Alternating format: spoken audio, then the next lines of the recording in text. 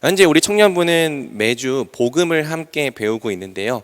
이렇게 추가로 주어진 시간에는 잠깐 머리도 식히고 또 리프레시 할 겸 정규 과정에서 벗어나 특정 주제로 말씀을 나눠볼까 합니다. 오늘 제가 여러분과 함께 나누려는 말씀은 바로 기도에 관한 말씀이죠. 오늘 본문은 소위 야베스의 기도라는 이름으로 우리에게 아주 잘 알려진 본문입니다. 물론 요즘 이 20대 초반 청년들 중에는 이 기도를 모르는 사람도 있을 거예요. 하지만 이제 30대 이상과 또 우리 부모님 세대 중에는 이 기도를 모르는 사람이 한 명도 없죠. 야베스의 기도는 성경에 딱 2절밖에 나오지 않는 매우 짧은 기도지만 한때 한국 교회 안에서 야베스의 기도 열풍을 일으켰던 기도입니다. 이 기도가 이렇게까지 유명하게 된 데에는요, 2001년에 우리말로 번역된 브루스 윌킨슨의 야베스의 기도라는 책이 한 몫을 했죠. 이 책은요, 마치 야베스의 기도를 마법의 주문과 같이 소개를 했습니다. 마치 이 기도를 열심히 하기만 하면 복도 얻고 재물도 얻고 또 환난에서도 벗어나고 근심도 다 사라질 것처럼 이야기한 것이죠. 그 여파로 당시 한국 교회 안에서는 야베스의 기도와 관련된 찬양과 설교들이 쏟아져 나왔습니다. 또 많은 사람들이 이 책의 말씀대로 아침 저녁 야베스의 기도로 기도했죠. 물론 말씀으로 기도하는 그 자체가 나쁜 것은 결코 아닙니다. 하지만 이 말씀의 의미를 정말 바르게 이해하고 사용하였는지에 대해서는 비판이 많았죠. 덕분에 이 말씀의 인기는 점차 사그라들었고요. 오늘날에는 그렇게까지 큰 관심을 받지 못하는 말씀이 되었습니다. 이 야베스의 기도는요, 해석이 좀 까다로운 본문인데요. 그 이유는 이 말씀이 매우 뜬금없는 위치에 놓여 있기 때문이죠. 원래 성경의 각 본문을 해석할 때에는 앞, 뒤의 문맥이 매우 중요합니다. 그런데 이 야베스의 기도에는 해석에 있어서 결정적인 역할을 하는 문맥이 없습니다. 이 말씀은 역대상 1장부터 9장까지 이어지는 매우 긴 족보 속에 뜬금없이 삽입되어 있는 거죠. 게다가 이 말씀은요, 본문 자체도 딱 2절밖에 되지 않습니다. 심지어 기도에 해당하는 내용 자체는 10절 딱 1절 뿐이죠. 앞뒤 문맥도 없고 본문 자체도 너무 짧습니다. 그래서 이 기도가 귀에 걸면 귀걸이, 코에 걸면 코걸이 식으로 해석되어 왔던 것이죠. 그렇다면 여러분, 이 야베스의 기도를 우리가 바르게 해석할 수 있는 방법이 없는 걸까요? 감사하게도 있습니다. 비록 근접 문맥의 도움은 어렵지만 역대기라고 하는 이 책 자체가 거대한 문맥이 되어서 이 2절을 읽고 해석하는 열쇠가 되는 거죠. 저자가 이 역대기라는 책을 기록한 목적과 또 역대기 전체의 신학 안에서 이 2절을 읽는다면 그래도 최대한 이 말씀을 정당하게 해석할 수 있습니다. 그래서 우리는 이 말씀을 먼저 역대기라고 하는 책의 거대한 문맥 안에서 또 다음에는 문장 하나하나를 분석하고 분해해 보면서 이 기도의 의미를 해석해 볼 것입니다. 야베스의 기도는 어떤 기도입니까? 이 기도는 우리에게 어떤 은혜를 전하고 있습니까? 함께 오늘 본문을 통해 살펴보겠습니다. 여러분, 먼저 역대기는 어떤 책일까요? 학자들마다 좀 견해가 다르긴 하지만 역대기는 구약 성경 중 가장 마지막에 기록된 책입니다. 그래서 우리가 가진 구약 성경은 말라기서를 성경의 가장 마지막에 배치하지만 유대인들이 가진 타나크 성경은 역대기를 가장 마지막에 배치하죠. 역대기가 성경의 마지막 책인 것이 중요합니까? 네, 중요합니다. 마지막 책은 마지막 책이 이루어야 할 사명이 있기 때문이죠. 저는 솔직히 신학을 공부하기 전까지는 역대기가 대체 왜 필요한지 알 수가 없었습니다. 여러분도 성경을 읽어보면 알겠지만 역대기 대부분의 내용이 열왕기서와 겹치기 때문이죠. 그래서 성경을 통독할 때 열왕기서를 다 읽고 역대기를 읽다 보면은 거의 똑같은 내용을 2번이나 읽는 느낌을 받게 됩니다. 이런 느낌을 받지 못한 지체들은 빨리 성경을 통독을 하셔야 됩니다. 이 두 책은요, 기록 연대와 목적이 달라요. 열왕기서는 남유다가 멸망한 직후에 쓰여진 책입니다. 유다와 이스라엘이 왜 멸망할 수밖에 없었는지 그 원인을 분석하면서 너희가 회개해야 한다 촉구하는 책이 바로 열왕기서죠. 그러면 역대기는 어떤 책입니까? 역대기는요, 예수님이 오시기 약 400년 전 바벨론에서 돌아온 다음에 쓰여진 책입니다. 심지어 예루살렘 성전과 성벽까지 다 재건한 뒤에 가장 마지막으로 주어진 책이 바로 역대기인 거죠. 70년간의 포로 생활을 마치고 예루살렘으로 귀환한 유다 백성들은 매우 큰 기대를 가지고 성전과 성벽을 재건했습니다. 이렇게 꿈과 소망을 가지고 돌아온 유다 백성들이 역경을 딛고 성전과 성벽을 재건해내는 역사가 에스라서와 느헤미야서에 기록되어 있죠. 하지만 여러분, 이렇게 꿈과 소망을 가지고 돌아온 유다 백성들의 소망은 금방 사그라들고 맙니다. 왜요? 성전과 성벽을 다 재건했음에도 불구하고 그들에게 바뀐 것이 거의 없었기 때문이에요. 유다 백성들은 자신들이 이 성전과 성벽을 다 재건하기만 하면, 즉 하나님 앞에서 온전한 신앙을 회복하기만 하면 무언가 큰 일이 벌어질 거라고 믿었습니다. 하나님의 영광이 다시 이스라엘 위에 임하고 과거에 누렸던 부흥이 회복되리라 믿었죠. 그래서 정말 열악하고 어려운 여건이었음에도 불구하고 선지자들의 책망과 또 리더들의 격려를 통해서 힘을 다해 하나님의 집을 결국 완성해냈죠. 하지만 여러분, 문제가 뭡니까? 성전을 다 재건한 다음에도 실제로 바뀐 것이 거의 없었다는 거예요. 유다는 여전히 페르시아의 속주였습니다. 가난과 고통은 사라지지 않았습니다. 믿음과 신앙이 그들의 비참하고 열악한 상황을 바꿔주지 못했습니다. 그들은 모든 걸 다 포기하고 예루살렘에 돌아와서 성전과 성벽을 재건해냈지만 그저 겨우 집 짓고 겨우 먹고만 살았어요. 삶이 바뀌지 않았다는 거예요. 또 그들이 지은 그 스룹발벨 성전도 얼마나 작고 초라했습니까? 본래 이 이스라엘이 갖고 있던 솔로몬 성전은 백향목과 순금으로 된 아주 크고 화려한 성전이었습니다.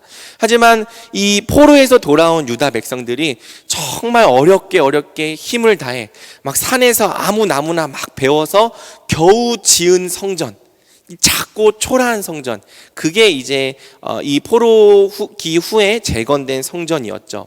그 성전의 기초가 놓일 때 많은 사람들은 대부분 기뻐했지만 이전에 솔로몬 성전을 보았던 노인들은 그 앞에서 대성통곡을 합니다. 왜?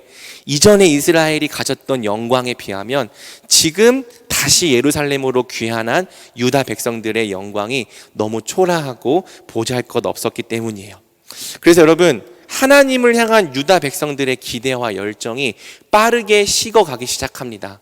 하나님께 열심을 다했는데, 성전을 다 재건해냈는데 그럼에도 불구하고 바뀌지 않는 상황을 보면서 그 하나님을 향한 기대, 소망, 이런 것들이 사라져가기 시작하는 거고요. 그 하나님을 향한 기대와 소망이 사라지니까 그들이 하나님의 백성이라는 정체성도 함께 사라져가는 거죠.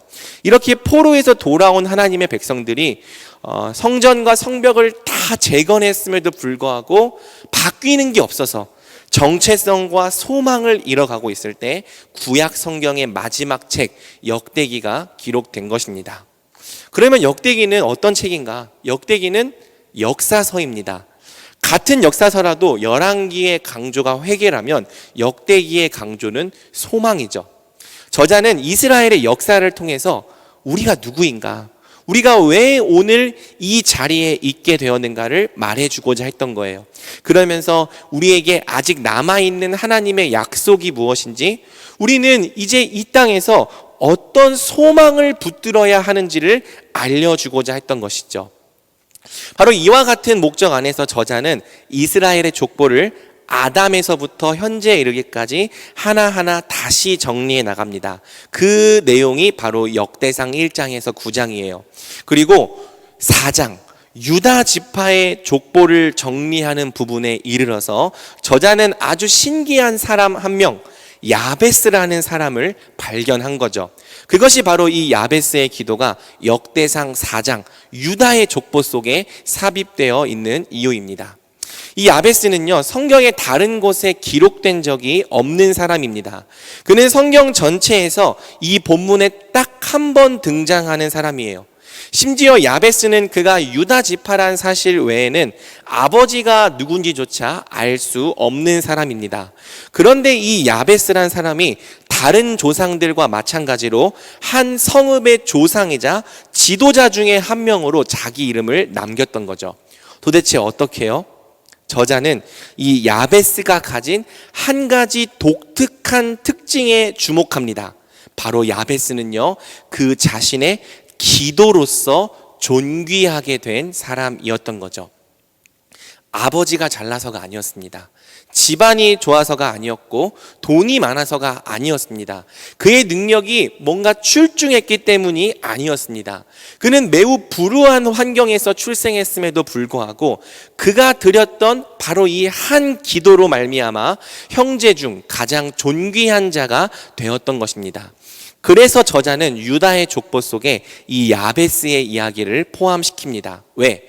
바로 이 야베스의 이야기가 현재 소망을 잃어가고 있는 유다 백성들에게 새로운 소망을 줄 수 있으리라 믿었기 때문이에요. 환경은 불우했지만 기도로 그 운명을 뛰어넘었던 야베스의 이야기가 똑같이 어두운 상황에 있던 유다 백성들에게 꼭 필요하다 믿었던 것이죠. 사랑하는 여러분, 마찬가지입니다. 저는 이 야베스의 이야기가 당시 유다 백성들뿐 아니라 오늘날 우리 청년들에게도 꼭 필요하다고 믿습니다. 왜요? 우리 청년들도 이 유다 백성들과 매우 비슷한 시대를 살아가고 있기 때문이죠. 곧 우리 청년들도 신앙에 별로 기대가 없는 시대를 살아가고 있기 때문입니다. 사랑하는 여러분, 우리 부모님 세대는요, 그래도 아직까지 신앙에 기대가 있는 시대를 살았습니다. 물질적으로는 어렵고 척박했지만 하나님을 향한 기대가 있었습니다. 소망이 있었습니다. 은혜를 사모하고 열심히 해보자는 열정이 있었습니다. 그래서 우리 부모님의 세대는요, 자주 모였습니다. 말씀을 듣기 위해 모이고 기도하기 위해 모였습니다. 새벽에도 모이고 저녁에도 모였습니다. 장소도 좁고 냉난방도 잘 안 되는 열악한 곳, 지금 냉방이 안 되는 이 열악한 곳처럼 이 냉난방도 잘 안 되는 열악한 곳에서 아기를 들쳐업고요, 몇 날 며칠이고 말씀 들으며 눈물로 부르짖었어요. 우리 부모님들은 정말 어두운 시대 속에서도 하나님께 소망을 두고 하나님께 나아가 하나님과 씨름해 보았던 것이죠. 그래서 여러분, 우리 부모님 세대에는요, 분명 어려웠지만 기도의 응답과 부흥의 사례가 굉장히 많았습니다. 어려운 상황에서도 기도하면서 길을 개척했다는 그 간증이 우리 부모님들은 다 하나씩 있죠. 또 교회 전체가 함께 은혜를 받아 서로 부둥켜 안고 회개하는 그런 은혜의 부흥도 많이 일어났습니다. 우리 인생을 한번 하나님께 투자하고 하나님께 맡겨보자, 그런 열정과 기대가 있었습니다. 대부분의 조국 교회에는 다 그런 때가 한 번쯤 있었습니다. 그런데 여러분, 이제는 아닙니다. 이제 우리 조국교회는요, 누가 봐도 내리막길에 접어들었습니다. 척박하고 메마른 시기에 접어들었습니다. 이 시대의 가장 큰 특징이 무엇입니까? 바로 하나님께 거의 기대가 없다는 거예요. 소망과 기대를 가지고 성전을 재건하던 때는 지나갔습니다. 하나님께 인생을 투자하고 하나님께 인생을 걸면 뭔가 결실을 얻으리란 소망도 거의 다 사그라들었습니다. 그 대신 이제 우리는요, 현상 유지라도 잘하는 것이 최선이라 생각하게 되었습니다. 목회자들의 타락과 복음의 상실과 또 시대적인 변화와 경제 불황 등 여러 가지 원인들로 인해 기독교는 최근 20년간 빠르게 그 힘과 교세를 이뤄온 것이죠. 이제 기독교는요, 다수의 종교가 아닙니다. 이제 기독교는요, 소수의 종교가 되었습니다. 특히 이제 목회 데이터 연구소의 자료를 보니까 청년 복음화율이 3% 미만이 되었다고 해요. 분명 제가 5년 전만 해도 5%였다고 하는데 이제 2022년 자료를 보니까 3% 미만으로 떨어졌다고 합니다.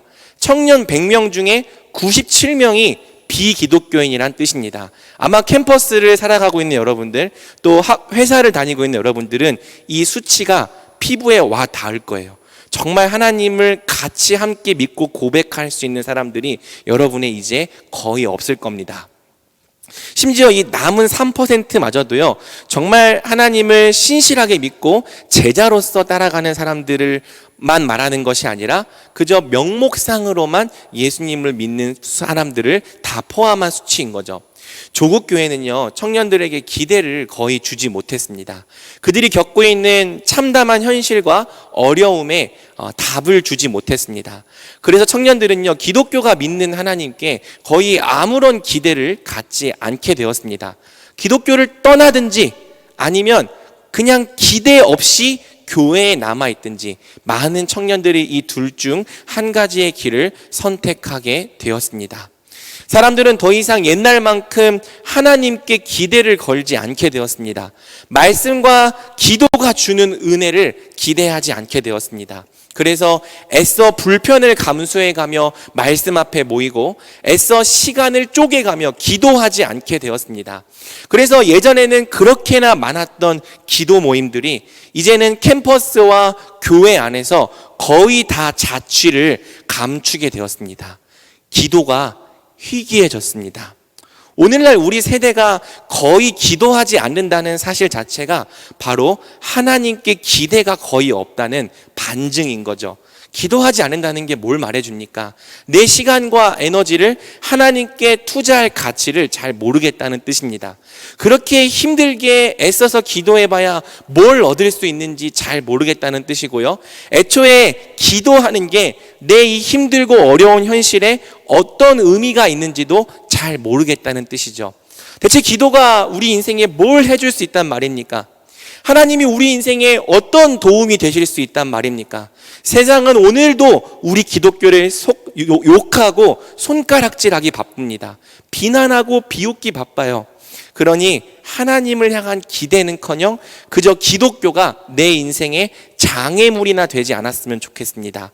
그냥 적당히 예배하고 적당히 기도하며 적당히 조용히 신앙생활하고 싶습니다. 여러분, 만약 우리의 마음이 이와 같다면 우리도 소망과 기대를 잃어버리고 시리에 빠져있는 유다 백성들과 거의 다를 바가 없는 것이죠. 하나님을 향한 기대와 소망을 잃어버린 백성, 그래서 하나님 백성의 정체성을 잃어가고 있는 백성, 그게 바로 유다 백성이고 우리인 것입니다. 그래서 여러분, 우리에게도 이 야베스의 기도가 필요한 거죠. 왜? 야베스의 기도가 바로 당시 유다 백성들에게 주신 하나님의 처방이었기 때문이에요. 그러니 이 처방은 당시의 유다 백성들 뿐만 아니라 오늘날 우리에게도 여전히 유효한 것입니다. 자, 그렇다면 여러분, 야베스의 기도는 대체 어떤 기도입니까? 이제 그 내용을 자세히 한번 분석하고 분해해 보겠습니다. 우리 9절을 먼저 함께 읽어 보겠습니다. 시작. 야베스는 그의 어머니가 이름하여 이르되 야베스라 하였으니 이는 내가 수고로이 낳았다 함이었더라. 아멘. 9절은 야베스의 출생 배경을 설명합니다. 이 말씀은 딱 한 절밖에 되지 않지만 이 기도의 해석을 위한 아주 중요한 배경을 제공하죠. 이 야베스라는 이름은 문자적으로 고통 또는 슬픔이란 뜻입니다.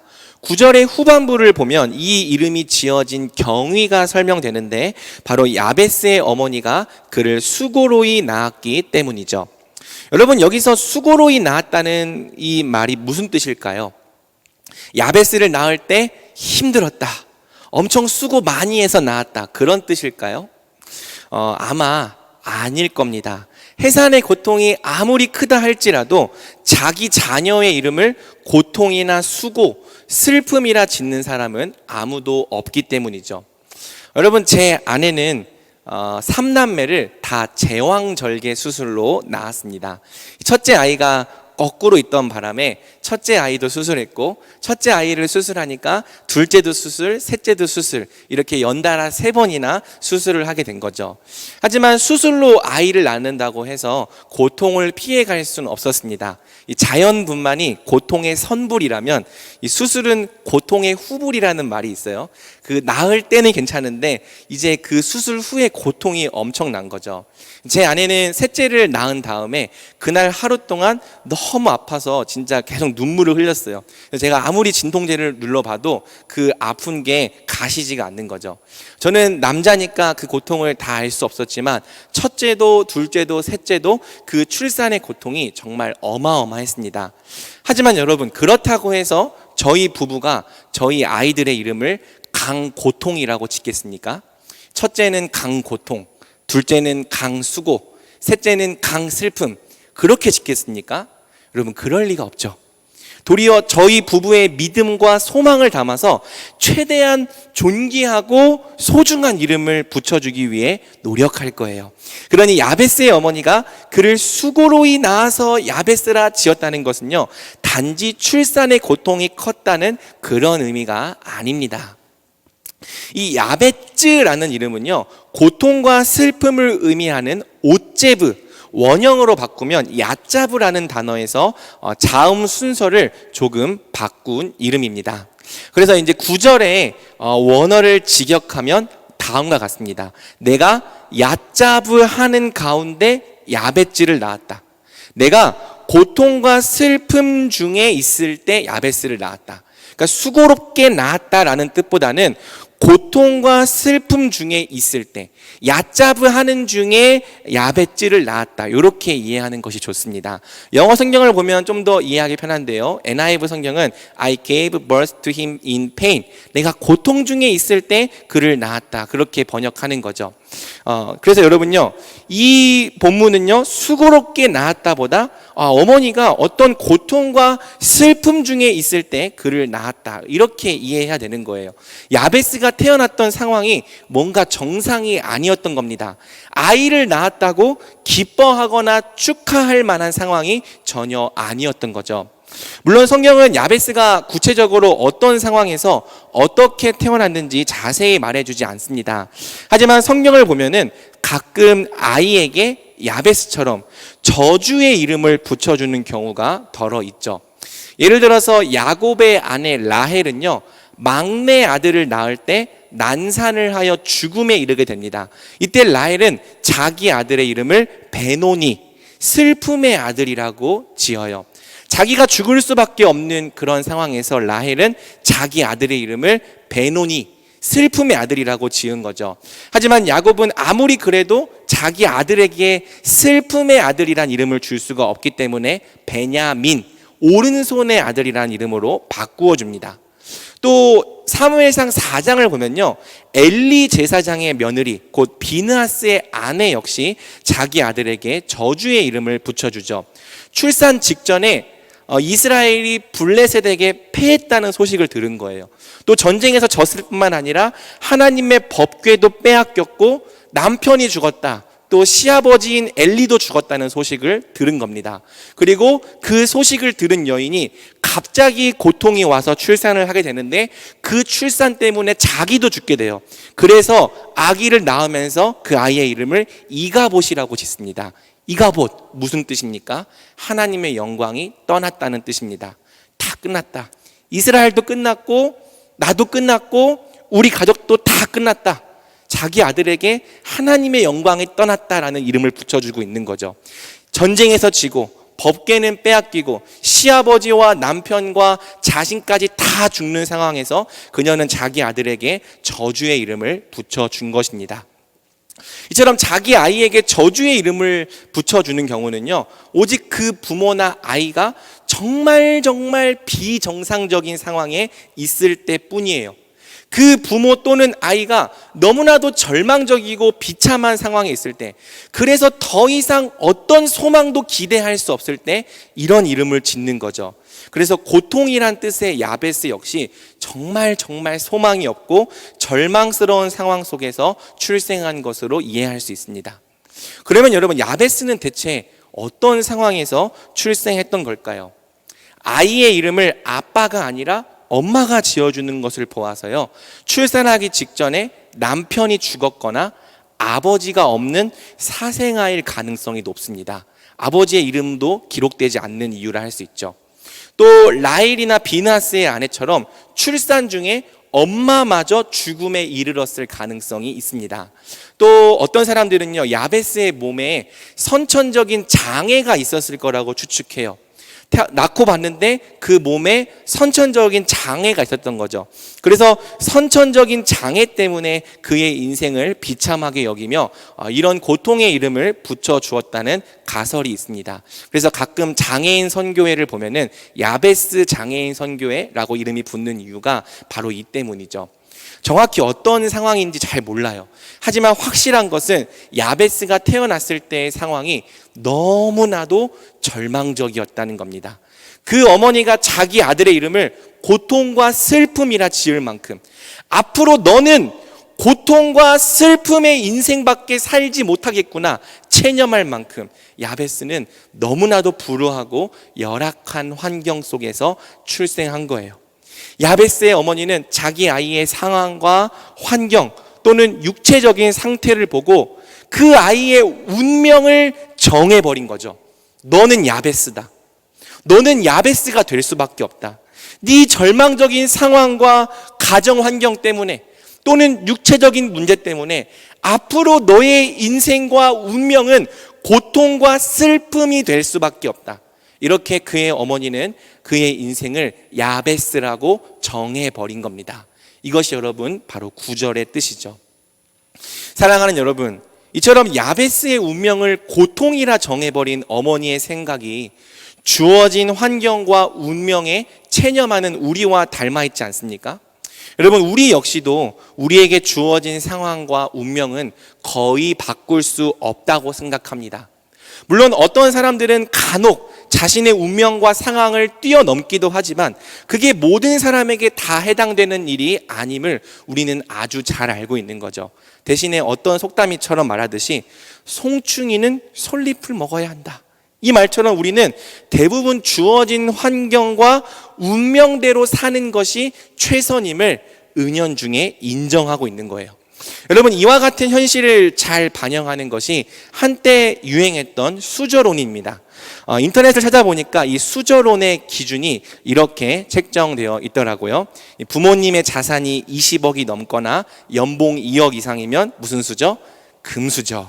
10억 이상이거나 연봉 8천 이상이면 무슨 수저? 은수저. 5억이 넘거나 5천 이상이면 무슨 수저? 동수저. 그리고 그 미만은 다 흙수저. 여러분은 어떤 수저입니까? 혹시 속으로 나는 수저도 없이 손으로 먹는 사람이야, 그렇게 생각하고 있는 건 아니겠죠? 부모님의 자산과 연봉에 따라 물고 태어난 수저가 다르다. 어떤 수저를 물고 태어났는지가 그 사람 인생의 대부분을 결정한다. 이게 수저론입니다. 물론 어느 정도는 웃으라고 만들어낸 이야기지만 솔직히 웃기지만은 않죠. 왜요? 우리는요, 우리가 처음 태어났을 때 주어진 환경과 운명이 그 사람의 인생 가운데 얼마나 절대적인지를 자주 보기 때문이에요. 어떤 수저를 물고 태어났는지에 따라 무시할 수 없을 만큼 삶의 방향과 질이 달라지는 것이 바로 이 세상의 엄연한 현실임을 알기 때문이죠. 여러분, 어떤 사람들은요, 형편상 정말 대학도 겨우 다니고요, 밥도 겨우겨우 끼니만 때웁니다. 혹시 차비가 모자라진 않을까? 이 통장 잔고를 계속 어플을 켜서 살펴봐야 돼요. 매 학기 학비는 어떻게 벌어야 할지, 대출을 받는다 해도 그 많은 돈을 대체 언제 갚아야 할지 매일 걱정하고 고민해야 합니다. 또 여러분, 어떤 사람들은요, 부모님이 학비를 다 대줍니다. 또 부모님이 차도 사주십니다. 집세도 다 내주세요. 방학 때마다 해외여행 다닐 여유가 되고요, 또 먹고 싶은 건 다 먹을 수 있고 또 입고 싶은 옷은 다 입을 여건이 됩니다. 여러분, 오해하지 마십시오. 그게 나쁘다는 게 아니에요. 누릴 여건이 되면은 얼마든지 누려도 됩니다. 절대 그게 죄가 아닙니다. 다만 제가 하고 싶은 얘기는 모든 인생이 다 공평하다고 말하기에는 사람마다 스타트 라인이 분명히 다 다르다는 거죠. 누군가에게는 너무 당연한 것들이 누군가에게는 하나도 당연하지가 않습니다. 누군가에게는 쉽게 얻을 수 있는 것들이 누군가에게는 아무리 노력해도 가질 수 없는 것들입니다. 우리 인생의 꽤 많은 부분들이 우리의 의사와는 관계없이 우리가 처음 태어났을 때의 환경과 운명에 의해 결정됩니다. 그리고 한번 운명으로 정해진 것을 뛰어넘는 것은 정말 어마어마하게 어려운 것이죠. 그리고 여러분, 사실상 우리는요, 운명이 모든 것을 좌우하는 것처럼 보이는 세상을 살아가고 있습니다. 이 세상에 돈 있고 힘 있는 사람들, 명문 대학을 나와서 사회의 유력한 자리를 차지하고 있는 사람들, 다 그렇진 않겠지만 대부분 처음부터 시작이 좀 달랐습니다. 반대로 범죄를 저지르며 사회의 밑바닥에서 살아가고 있는 사람들, 대부분 처음부터 가정 환경에 문제가 있었던 사람들이 많습니다. 이런 현실을 볼 때요, 우리는요, 사람이 거의 태어난 운명대로밖에 살 수 없음을 인정하게 되는 거예요. 운명을 바꾸는 사람들의 이야기는 가끔 신문에나 나오는 이야기지 모든 사람의 이야기가 아니라는 거죠. 그게 너무 어렵고 희귀한 일이니까 신문에 나오는 거죠. 대부분의 사람들은 그저 자기가 태어난 대로 주어진 운명과 상황대로 살게 되는 것입니다. 그래서 여러분, 이것을 인정할 때 우리가 어떤 반응을 보입니까? 우리는요, 꿈을 잘 꾸지 않게 되는 거예요. 주어진 상황과 환경을 뛰어넘어 보려 하지 않는 겁니다. 왜? 그러기에는 내가 내 자신을 너무 잘 알기 때문이죠. 내겐 특출난 재능이나 머리가 없다는 것도, 나는 그렇게 특별할 게 없는 보통 사람이란 것도, 그래서 솔직히 내 자신에겐 별로 기대할 것이 없다는 것도 우린 스스로 너무나 잘 알고 있는 것입니다. 그래서 너무 큰 것을 바라기보다는, 괜히 기대하며 꿈을 꾸기보다는 그저 지금보다 삶이 약간만 더 나아지기만을 바랄 뿐인 거죠. 야베스로 태어났으면 야베스로 살아야지 어떻게 야베스가 아닌 삶을 살 수 있겠습니까? 그래서요, 우리도 야베스의 어머니처럼 우리 인생을 그렇게 정해버립니다. 나는 야베스야. 주어진 상황과 운명대로 살 수밖에 없는 무력한 존재야. 심지어 하나님을 믿는다고 말하는 그리스도인들조차 속으로는 그렇게 생각합니다. 나는 야베스야. 주어진 환경과 운명에 묶여 살 수밖에 없는 무력하고 연약한 존재야. 여러분, 이것이 바로 성전을 재건한 후에도 상황이 변하지 않아 침체되어 있던 유다 백성들의 생각이기도 했던 거죠. 하지만 사랑하는 여러분, 적어도 오늘 본문의 당사자인 야베스는 그렇게 생각하지 않았습니다. 아니, 왜 내 이름이 고통이고 슬픔이어야 합니까? 내 인생을 누가 그렇게 정할 수 있단 말입니까? 아빠가 없는 사생아라면, 엄마도 없는 고아라면, 몸이 어딘가 성치 않은 장애인이라면 나는 아무것도 할 수 없다. 내 인생은 고통과 슬픔뿐이다. 그렇게 모든 것을 체념한 채 아무 기대 없이 살아야 하는 겁니까? 야베스는요, 그렇게 살고 싶지 않았습니다. 그래서 바로 오늘 10절에 기록된 이 기도로 하나님께 나아가기 시작한 거죠. 우리 10절을 함께 읽어보겠습니다. 시작. 야베스가 내게 복을 주시려거든 나의 지역을 넓히시고 주의 손으로 나를 도우사 나로 환난을 벗어나 내게 근심이 없게 하옵소서 하였더니 하나님이 그가 구하는 것을 허락하셨더라. 아멘. 여러분, 이 기도는 먼저 야베스가 붙잡은 대상이 누구였는지를 밝힙니다. 야베스가 간절히 붙잡았던 대상이 누굽니까? 바로 이스라엘의 하나님이죠. 무엇이 그의 불우한 환경과 불가능한 문제들을 뛰어넘게 하겠습니까? 또 누가 그를 정해진 운명에서 건져줄 수 있겠습니까? 야베스는 다른 방법으로는 결코 되지 않는다는 사실을 알았습니다. 어떤 사람이나 방법이나 그가 기대하는 모든 우상들이 다 헛된 것임을 깨달았습니다.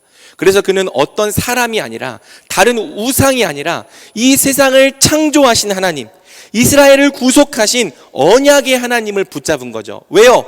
오직 이 세상을 창조하시고 자기 백성을 구속하신 이스라엘의 하나님만이 그를 도우실 수 있는 유일한 분이라 그는 믿었기 때문입니다. 그분은요, 늙은 노인에 불과했던 아브라함의 인생을 바꿔주신 분이죠. 또 사라가 90세가 되어서 그 몸이 죽은 것과 같이 되었을 때 그 죽은 몸으로부터 이삭이라고 하는 언약의 자손을 낳게 하신 분입니다. 또 지지리도 못났던 그 인간 말종 야곱의 인생도요, 가장 존귀한 이스라엘로 바꾸어 주신 분이죠. 그분은요, 자기의 약속을 믿는 자들에게 그 약속을 이루시는 신실한 언약의 하나님이신 거예요. 아브라함에게 땅을 약속하신 하나님은 그의 후손들을 애굽에서 건져내셨습니다. 바다를 가르시고 홍해를 건너게 하셨습니다. 그리고 그 메마르고 척박한 광야 40년의 길을 인도해 내셨습니다. 전쟁도 한번 제대로 해본 적 없었던 이스라엘로 하여금 바산 왕 옥과 헤스본 왕 시온, 큰 왕들을 이기게 하셨습니다. 그리고 크고 강한 나라들을 정복하게 하셨습니다. 결코 불가능해 보였던 일들이 하나님의 큰 능력과 약속 안에서 모두 가능한 일이 되었습니다. 이스라엘이 얼마나 강하냐 약하냐 이스라엘의 능력과 관계없이 하나님은 그분의 능력과 펴신 팔로 모든 불가능한 일들을 이루어 내셨습니다. 그분이 바로 이스라엘의 하나님이신 거죠. 그래서 야베스는요, 자기 인생을 성경의 하나님, 자기 조상들의 하나님, 이스라엘의 하나님께 걸어보는 거예요. 이때 여러분 10절은요, 그가 이스라엘의 하나님께 아뢰었다라고 말합니다. 이 아뢰었다라는 단어는 카라, 크게 부르짖다는 단어예요. 야베스는요, 다름 아닌 자기 조상들의 하나님, 성경의 하나님, 아브라함의 하나님, 야곱의 하나님, 이삭의 하나님께 목숨을 걸고 부르짖은 것이죠. 그리고 그의 모든 상황과 환경과 운명을 바로 그분께 아뢰었던 것입니다. 뭐라고 아뢰었습니까? 첫째로 그는 주께서 내게 복을 주시려거든 이라고 기도합니다. 옛날 번역이 원문에 좀 더 가깝습니다. 개역 한글 성경에는 이렇게 되어 있어요. 야베스가 이스라엘 하나님께 아뢰어 가로되 원컨대 주께서 내게 복의 복을 더하사. 원컨대 주께서 내게 복의 복을 더하사. 히브리어에서 같은 단어를 2번 반복하는 것은 강조 표현입니다. 주께서 내게 복의 복을 더해 주시기 원합니다. 이는 주께서 내게 꼭 복을 주셔야 합니다. 반드시 은혜 위에 은혜를 더해 주셔야 합니다. 이런 뜻이죠. 야베스는요, 자기에게 남들보다 더 특별한 은혜가 필요하다 생각했습니다. 자신의 불우한 환경과 운명을 뛰어넘으려면 하나님의 특별한 은혜 없이는 결코 불가능하다 생각했던 것이죠. 그래서 그는 목숨을 걸고 이렇게 부르짖습니다. 주여, 내게 복의 복을 더하여 주시옵소서. 내게 반드시 주님의 은혜를 더하여 주시옵소서. 그럼 어떤 복을 구합니까? 둘째, 나의 지역을 넓히시고. 여러분, 이 기도가 바로 야베스 기도의 핵심입니다. 이 기도는요, 사람들이 생각하는 것처럼 땅 부자가 되게 달라, 그런 기도가 아니에요. 재산이 많아지고 내가 하는 일을 다 형통하고 성공하게 해달라, 그런 기도가 아닙니다. 여러분, 이스라엘의 율법은 땅을 사고 파는 걸 금지합니다. 이스라엘 조상들은요, 이스라엘은 조상들에게 물려받은 땅을 함부로 그 기업의 경계를 바꿀 수가 없었어요. 하지만 이스라엘의 역사상 이 땅의 지경이 넓어지는 것이 허락되던 시대가 딱 한 번 있었습니다. 언제입니까? 바로 여호수아와 사사 시대. 이스라엘이 아직 가나안 땅을 정복하고 있던 시대죠. 야베스는요, 어떤 시대의 사람이었냐? 이스라엘이 가나안 땅을 정복하던 시대에 살았던 거예요. 여러분, 구약에서 가나안 땅을 정복한다는 것은 궁극적으로 하나님 나라를 기업으로 받는다는 뜻입니다. 하나님 나라는 하나님께서 은혜로 주시는 나라이면서 동시에 힘써 정복해야 할 나라이기도 한 것이죠. 그러니 나의 지역을 넓히시고, 이 기도는요, 나에게도 하나님 나라를 기업으로 달라는 뜻이에요. 나도 하나님 나라에서 얻는 기업이 많아지길, 그 나라에서 나도 분깃을 얻고 나도 영향력을 끼치는 자가 되게 해달라는 기도입니다. 하나님, 저도 하나님 나라에서 기업을 얻고 싶습니다. 더 많은 분깃을 차지하는 자가 되고 싶습니다. 제가 비록 사생하고 고하고 장애인이지만 돈 없고 힘 없고 가난한 환경에서 났지만 저는 제 운명과 타협하며 나는 아무것도 할 수 없다 주저앉는 자가 되고 싶지 않습니다. 하나님, 저도 이 전쟁에 뛰어들고 싶습니다. 이 전쟁에 참여해서 저도 땅을 정복하고 대적들을 물리치며 하나님 나라를 상속받는 자가 되고 싶습니다. 여러분, 이 기도는 바로 이런 기도인 거죠. 그러면서 마지막으로 야베스는 다음과 같이 기도합니다. 주의 손으로 나를 도우사 나로 환난을 벗어나 내게 근심이 없게 하옵소서. 여러분, 이 문장에서 주목해야 될 부분은 내게 근심이 없게 하옵소서라는 표현입니다. 여러분, 이 문장의 번역 때문에 야베스의 기도는 모든 일이 다 형통하고 걱정도 없게 해달라는 기도구나, 사람들이 그렇게 오해했죠. 그런데 여러분, 이 근심이 없게 해달라는 이 단어는요, 아까 9절에서 보았던 수고로이 나았다는 단어와 같은 단어예요. 둘 다 얕잡으란 단어죠. 원문에서는 이 단어의 대조가 명확하게 보입니다. 어머니는 얕잡으 하는 중에 아이를 낳아 아이의 이름을 야베츠라 지었습니다. 그런데 야베스는요, 내게 근심이 없게 하옵소서, 직역하면 내가 얕잡으가 아니게 하옵소서라고 기도하는 거죠. 어머니는 날 야베츠라고 지었지만 내가 더 이상 야베츠가 아니게 하옵소서. 어머니는 내 운명을 고통과 슬픔이라 지어버렸지만, 정했지만 내가 고통과 슬픔이 아니게 하옵소서. 이런 기도인 거예요. 9절과 10절은 서로 대칭이 되는 내용인 거죠. 어머니는 그의 상황과 환경과 육체적인 문제를 보고 너는 야베츠다, 너의 운명을 슬픔과 고통이라 정해버렸습니다. 하지만 야베스는 기도하는 거죠. 주의 손으로 나를 도와주셔서 내 운명이 야베스가 아니게 하옵소서. 환난과 고통을 이겨내고 나도 하나님 나라에서 싸움을 싸우며 기업 얻는 자가 되게 하옵소서. 그러므로 사랑하는 여러분, 이 기도가 어떤 기도인지 알겠습니까? 이 기도는 그냥 내가 근심 걱정 없이 행복하고 평안하게 잘 살게 해달라는 그런 기도가 아닙니다. 이 기도는 내가 비록 야베스로 태어났지만 야베스가 아니게 해달라는 기도예요.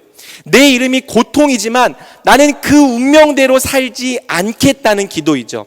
야베스는요, 철저히 이스라엘의 하나님께 매달리면서 그로 하여금 모든 불가능과 운명을 뛰어넘게 해달라고 구했습니다.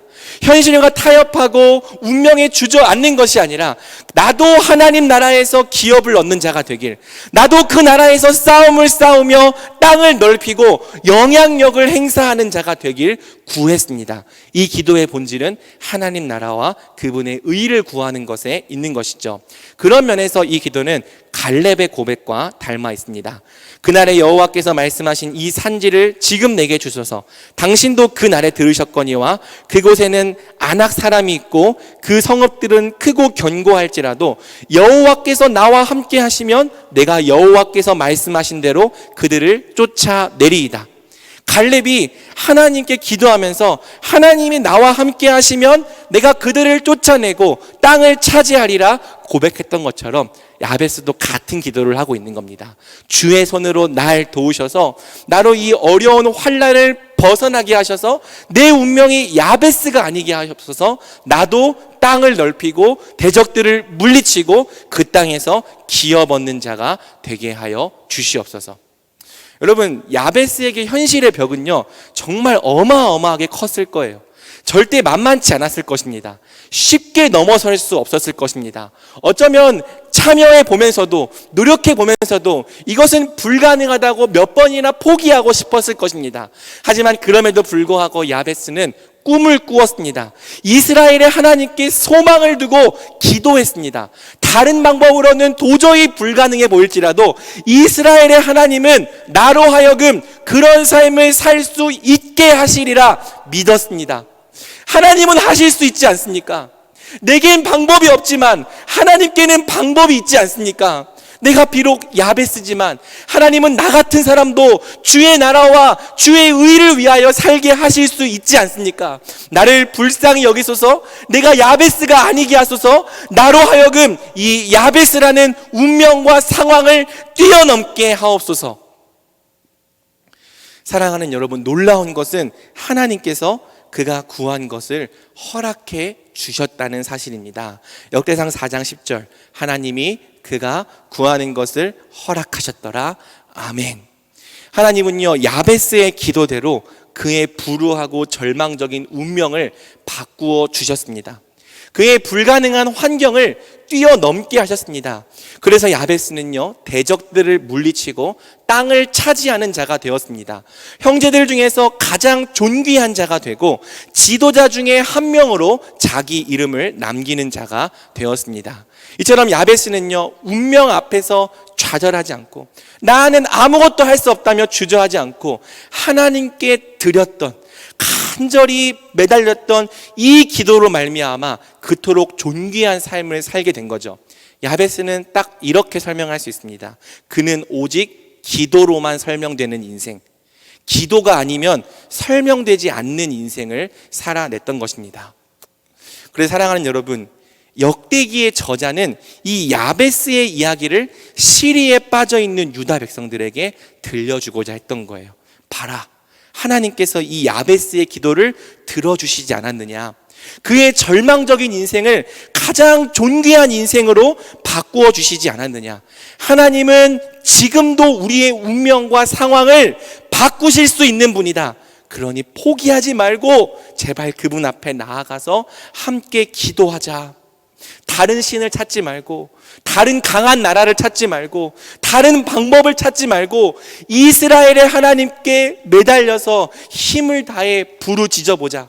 하나님은 오늘도 우리의 기도를 듣고 계시며 가장 신실하게 응답해 주신다. 이렇게 하나님께서 기도를 통해서 자기 백성을 고치시고 회복하신다는 주제가 역대기의 가장 중요한 주제 중 하나입니다. 그래서 역대하 7장 14절을 보면은 우리가 아는 그 유명한 기도가 들어있는 거죠. 우리 한번 함께 읽어볼까요? 시작. 내 이름으로 일컫는 내 백성이 그들의 악한 길에서 떠나 스스로 낮추고 기도하여 내 얼굴을 찾으면 내가 하늘에서 듣고 그들의 죄를 사하고 그들의 땅을 고칠지라. 아멘. 하나님은 시리에 빠져 있는 이스라엘, 더 이상 하나님께 아무런 기대와 소망이 생기지 않아서 주저앉아 있던 이스라엘, 자신들의 상황과 운명은 바뀌지 않을 거라 타협했던 이스라엘이 다시 야베스처럼 또 이 솔로몬의 기도처럼 믿음으로 기도하기 원하셨던 거예요. 다시 한번 마음을 다해 부르짖어 보기 원하셨던 거예요. 마찬가지입니다. 하나님은요, 오늘날 소망과 기대를 잃어버린 우리에게도 이 야베스처럼 기도하라 말씀하십니다. 부르짖으라 말씀하십니다. 우리에게 바꿀 수 없는 운명이 대체 무엇입니까? 이길 수 없다고 생각되는 절망적인 상황과 환경이 무엇입니까? 무엇이 우리를 꿈꿀 수 없게 합니까? 무엇이 우리를 기대할 수 없게 합니까? 무엇이 우리로 하여금 하나님 나라를 소망할 수 없게 합니까? 무엇이 우리로 하여금 힘있게 그 나라를 위해 사는 발걸음을 주저하게 만듭니까? 사랑하는 여러분, 우리 하나님은 전능하신 분입니다. 우리의 모든 괴로움을 바꾸실 수 있는 분입니다.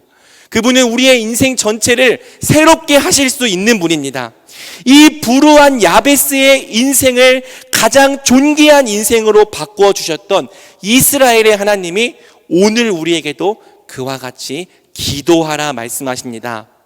그리고 너희가 내 앞에 나와 내게 소망을 두고 내게 부르짖는다면 이와 같은 은혜를 너희에게 베풀어 주겠다 약속하십니다. 그러니 사랑하는 예수 가족과 위드 청년부 여러분, 우리가 다시 한번 힘을 다해 기도해 봐야 하지 않겠습니까? 믿음을 갖고 소망을 갖고 기대를 갖고 하나님께 나아가서 부르짖어 봐야 되지 않겠습니까? 사랑하는 여러분, 우리 같이 기도해 봅시다. 그리고 기도를 회복해 봅시다. 하나님께 아무런 기대와 소망이 없는 죽은 신앙이 아니라 정말 하나님께 산 소망을 두고 기도로 하나님께 나아가는 자들이 됩시다. 목숨 걸고 기도해 봅시다. 그리고 기도해 보면서 응답 받아보는 백성들이 됩시다. 우리도 야베스처럼 오직 기도로만 설명되는 인생, 기도가 아니면 설명되지 않는 존귀한 인생을 살아봅시다. 우리 하나님은 그분의 약속을 믿고 나아와 기도하는 자에게 반드시 그런 인생을 허락하실 것입니다. 또한 사랑하는 여러분, 이 말씀이 본래 유다 백성들, 구약의 교회를 위해 주어진 말씀임을 우리가 같이 기억하고 기도하면 좋겠습니다. 도대체 오늘날 우리 교회들 가운데 이제는 바꿀 수 없다고 말하는 운명이 무엇입니까? 무엇이 우리 교회를 낙심하고 좌절하게 합니까? 왜 부흥의 때는 지나갔으며 그날이 더 이상 오지 않는다고 생각합니까? 아닙니다, 여러분. 하나님은 오늘도 우리에게 회복과 부흥을 주실 수 있는 분이십니다. 그분은 우리의 지역을 넓히실 수 있습니다. 다시 한번 우리의 공동체와 우리의 교회를 새롭게 하실 수 있으십니다. 하지만 그 부흥과 회복은 반드시 우리의 기도를 통해 올 것입니다. 우리 하나님은 기도를 통해 비를 내리시는 분이기 때문입니다. 기도를 통해 자기 백성을 고치시는 분이기 때문입니다. 기도하기 위해 모여있던 제자들에게 성령을 주시는 분이기 때문입니다. 구하고 찾고 두드릴 때 가장 좋은 것, 성령을 우리에게 주시는 분이기 때문입니다. 기도할 때 주시겠다는 것이 우리 주님의 변하지 않는 약속이기 때문입니다. 그러니 사랑하는 여러분, 제발 기도합시다. 우리 교회를 위해 기도합시다. 우리 자신을 넘어 힘을 다해 우리 청년부를 위해 기도합시다. 또 청년부를 위해 기도하다가 대전종합교회 전체를 끌어안고 기도합시다. 더 나아가서 침체된 우리 조국교회를 위해 또 온 열방을 위해 기도합시다. 기도하면서 우리의 지경을 넓힙시다. 그리고 더 이상 우리의 운명이 야베스가 아니라 은혜와 회복과 부흥이 되게 해달라고 우리 함께 마음을 모아 기도하기 원합니다. 하나님은 우리의 기도를 들으시고 반드시 우리를 고칠 것입니다. 대적들을 물리치고 그 나라에서 기업을 얻게 하실 것입니다. 우리 인생을 가장 존귀한 인생으로 빚으시고 우리를 통해 그분의 교회를 새롭게 하실 것입니다. 그러니 사랑하는 청년부 여러분, 이스라엘의 하나님께 다시 한번 소망을 둡시다. 그분께 부르짖어 기도해 봅시다. 혼자 기도할 수 없다면 우리 같이 기도해 봅시다. 기도하지 않는 소망 없는 백성이 아니라 함께 기도하고 함께 꿈꾸며 함께 구하여서 함께 응답받는 존귀한 공동체가 됩시다. 그렇게 할 때 그가 구하는 것을 허락하셨다는 야베스의 은혜가 우리 청년부 모든 지체들에게 가득 넘치기를 우리 주님의 이름으로 간절히 축복합니다. 아멘. 우리 시간 함께 들은 말씀을 붙잡고 기도하며 나아가겠습니다. 여러분, 이 찬양을 부를 때 우리가 믿는 하나님이 어떤 하나님인지 우리가 다시 한번 기억하고 또 마음에 새겨보기 원합니다. 그분은 우리의 현실의 문제조차 어쩔 줄 몰라 하는 무능력하고 연약한 분이 아니십니다. 그분은 우리의 인생 전체를 새롭게 하실 수 있는 분입니다. 모든 불가능을 뛰어넘게 하실 수 있는 분입니다. 우리 함께 그 하나님을 바라보며 찬양하며 나아가기 원합니다. 전능하신 나의 주 하나님은 전능하신